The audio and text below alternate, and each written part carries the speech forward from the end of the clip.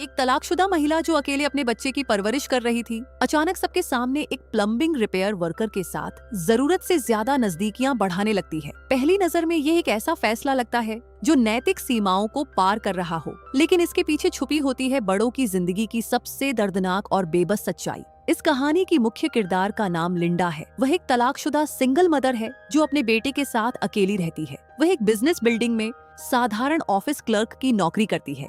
उसकी रोजमर्रा की जिंदगी बस चाय परोसने, छोटे मोटे काम करने और इधर उधर भाग दौड़ में गुजरती है। उसकी नौकरी बेहद मामूली और अनदेखी है और उसकी कमाई बहुत कम है। जिंदगी का दबाव उस पर किसी भारी पहाड़ की तरह टूट रहा था।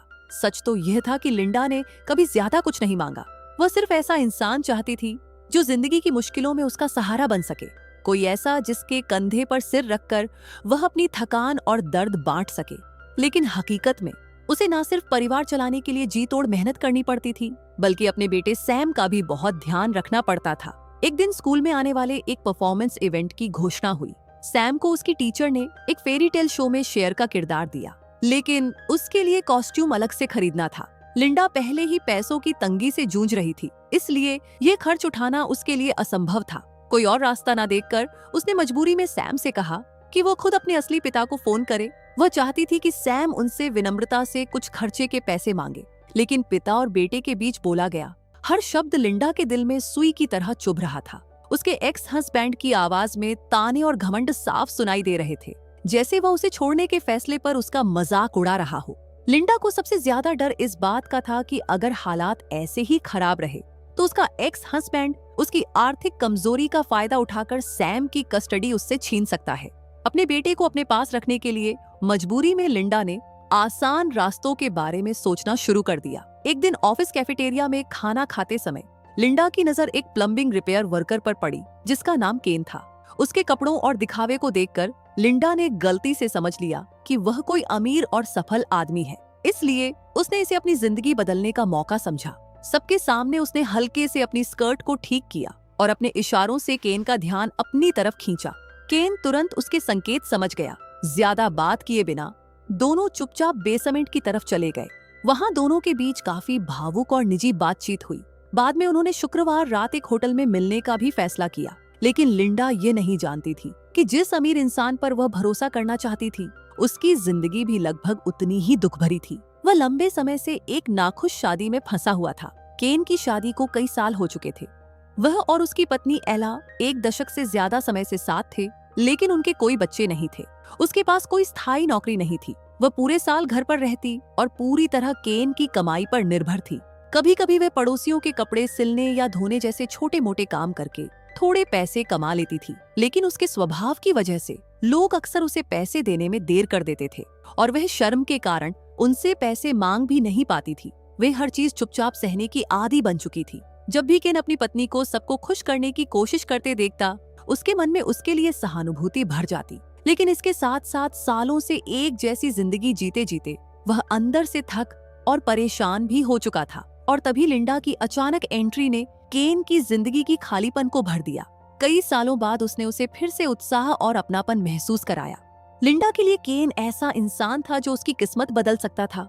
वहीं केन के लिए लिंडा उसकी बेरंग शादी में एक रोशनी जैसी थी। 2 अकेले इंसान धीरे धीरे एक दूसरे के करीब आने लगे और एक दूसरे को सहारा देने लगे। उस दिन के बाद दोनों ऑफिस बिल्डिंग में चोरी छिपे मिलने लगे। वे बातें करते, अपने दिल की बातें साझा करते और इस छुपे हुए भावनात्मक रिश्ते में खोते चले गए।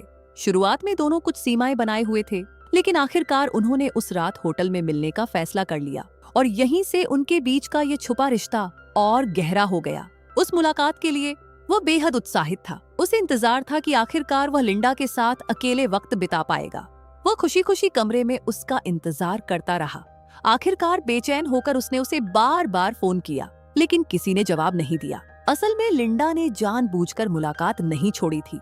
वह बस इसलिए नहीं जा पाई क्योंकि उसका बच्चा घर पर अकेला था और वह केन को निराश भी नहीं करना चाहती थी। इसलिए उसने सैम से झूठ कहा कि वह पार्ट टाइम काम के लिए बाहर जा रही है और 2 घंटे में लौट आएगी। और बस फिर क्या था, लिंडा खुशी खुशी घर से निकल गई। सबवे का इंतजार करते हुए उसके चेहरे की मुस्कान रुक नहीं रही थी।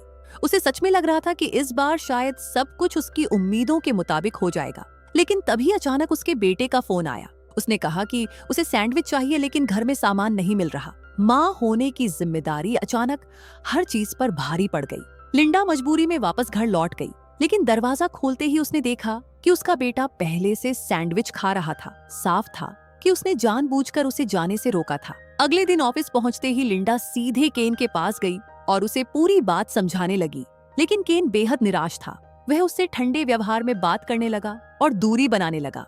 उसके मन में यह शक भी आने लगा कि शायद लिंडा को उसकी कोई परवाह नहीं और वह सिर्फ उसके भावनाओं के साथ खेल रही है।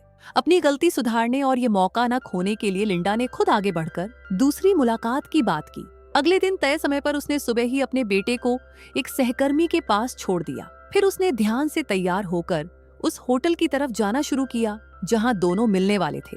वह वहां पहुंचकर बेसब्री से इंतजार करने लगी, सिर्फ यह सोचकर ही कि अब वह आखिरकार केन से मिल पाएगी। उसके चेहरे की मुस्कान रुक नहीं रही थी। केन को बच्चे की जिम्मेदारी नहीं थी, लेकिन वह अपनी पत्नी की वजह से अब भी बंधा हुआ था।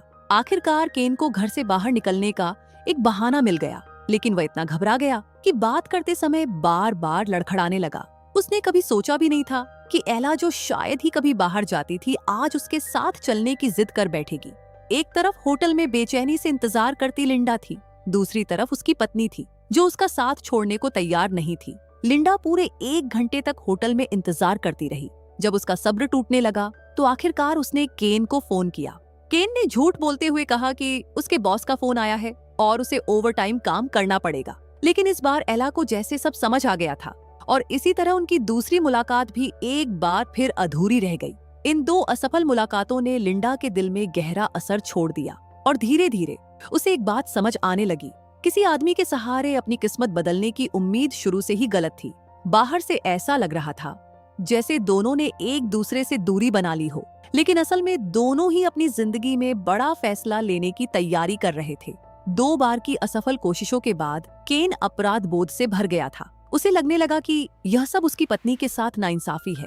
उसने अपनी पत्नी के साथ छोटा सा कॉपिंग बिजनेस शुरू करने के लिए एक प्रिंटर भी खरीद लिया। दूसरी तरफ लिंडा की जिंदगी अब भी मुश्किलों में फंसी हुई थी। उसके बेटे के स्कूल परफॉर्मेंस का दिन नजदीक आ चुका था और कॉस्ट्यूम अब सबसे बड़ी चिंता बन गया था। तैयार ड्रेस की कीमत उसकी पहुंच से बहुत बाहर थी। पैसे बचाने के लिए वह सस्ते कपड़ों के बाजार चली गई।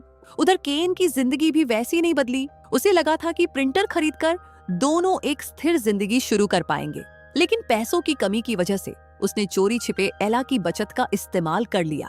एला पहले से ही बहुत संवेदनशील और शक करने वाली स्वभाव की थी। उसके पास कोई नौकरी नहीं थी और वह पूरी तरह अपने पति पर निर्भर थी। आखिर में उसने मजबूरी में प्रिंटर स्वीकार कर लिया और कॉपिंग बिजनेस शुरू कर दिया। धीरे धीरे कमाई बढ़ने लगी, लेकिन उसके दिल में कोई खुशी नहीं थी। उसे यह भी लगने लगा कि प्रिंटर खरीदने का मकसद सिर्फ बिजनेस नहीं था, शायद यह उसे घर में उलझाए रखने का तरीका था। अब शक ने उसके दिल में जगह बना ली थी।